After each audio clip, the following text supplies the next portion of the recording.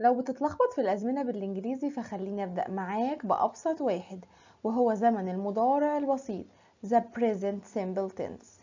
هقولك إن أنا بستخدمه عشان العادات اليومية والحقائق اللي دايما صح. يلا نشوف إزاي بيتكون وإمتى بنستخدمه. the present simple tense زمن المضارع البسيط. أول حاجة هتكلم فيها وهي الاستخدام اليوزج بتاعته.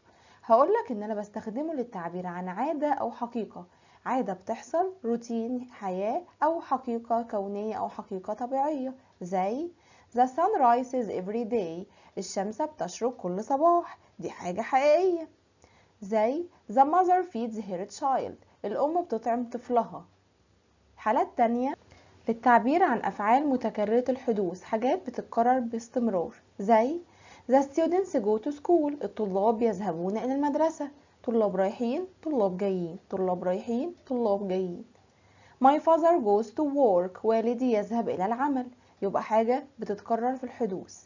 الاستخدام الثالث ليها هو للتعبير عن حقائق أو أقوال عامة، زي ما هقولك I like oranges أنا أحب البرتقال، حاجة عامة.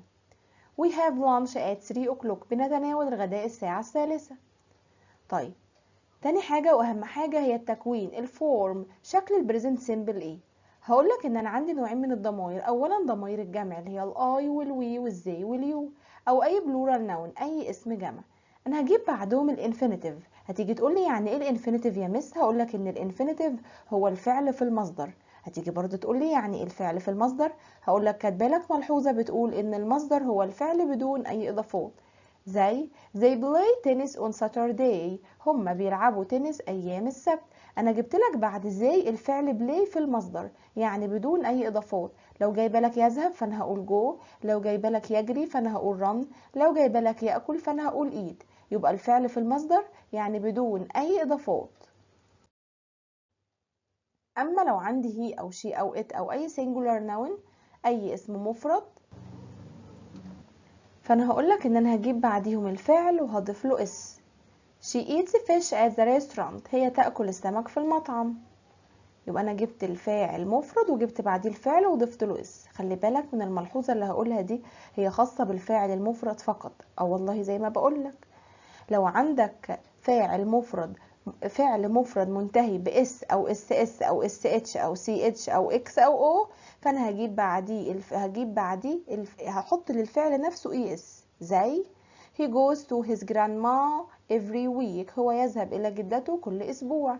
انا الفعل كان عندي جو، طبعا الفعل عندي هي في مفرد، فانا لقيت الفعل جو اخره او من الحروف اللي موجوده عندك هنا، فانا لما جيت اضيف له اس لا ضفت له اي اس. ليه؟ عشان هو من الحالة اللي بتقول لو الفعل اخره اس او اس اس او اس اتش او سي اتش او اكس او او وكان الفاعل مفرد هنضيف له اي اس.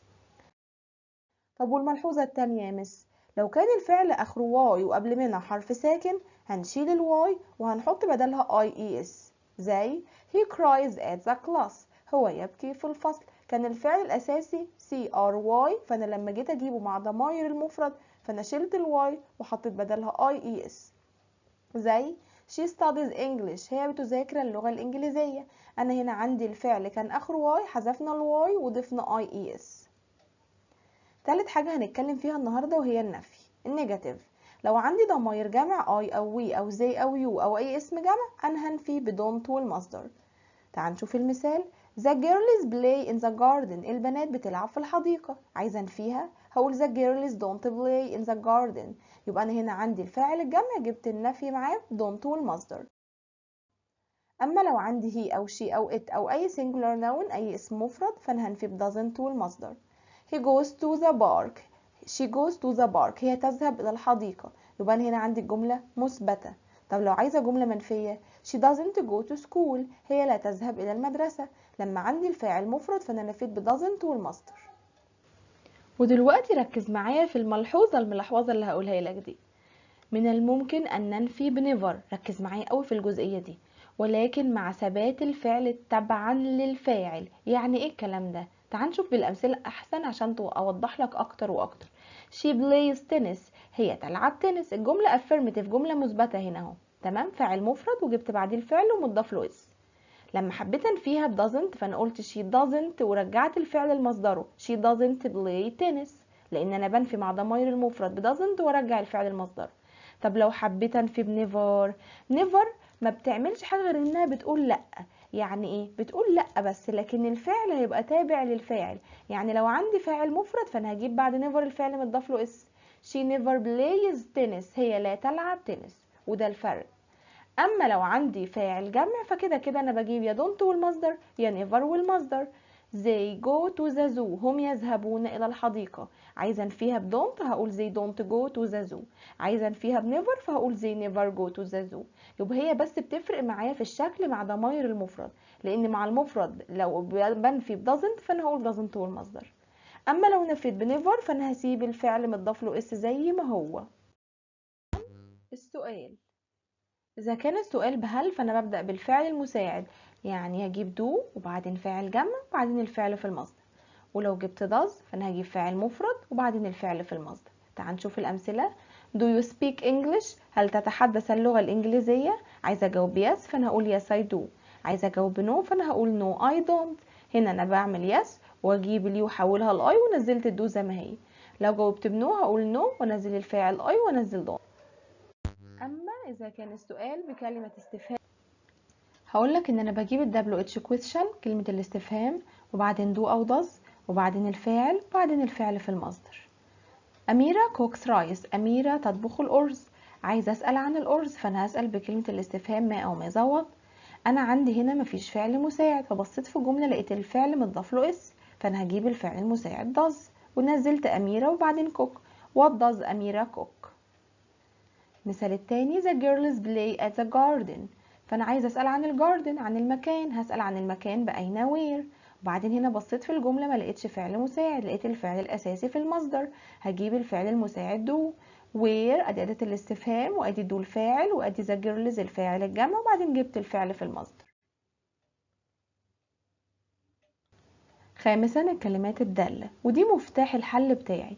أول ما أشوف كلمة دالة زي إيه؟ كلمة every يعني كل يوم every day، كل أسبوع every week، كل شهر every month، كل سنة every year، دائما always، عادة usually، أحيانا sometimes، غالبا often، أبدا never، نادرا rarely أو seldom، مرة في اليوم once a day، مرة في الأسبوع once a week، مرة في الشهر once a month، مرتين twice، 3 مرات 3.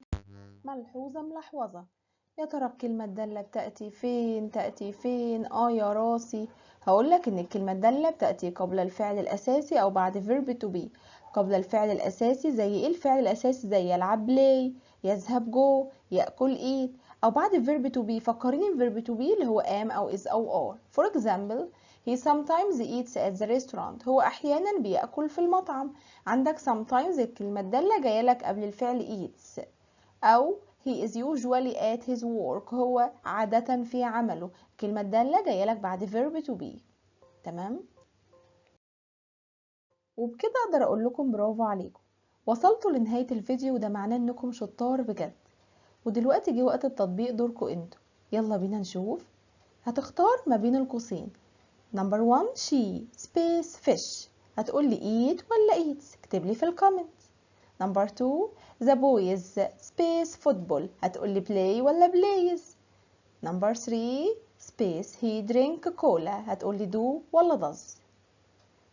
number 4 they space go Cairo، don't ولا doesn't؟ ما تنساش تعمل لايك وشير وسبسكرايب عشان يوصلك كل جديد.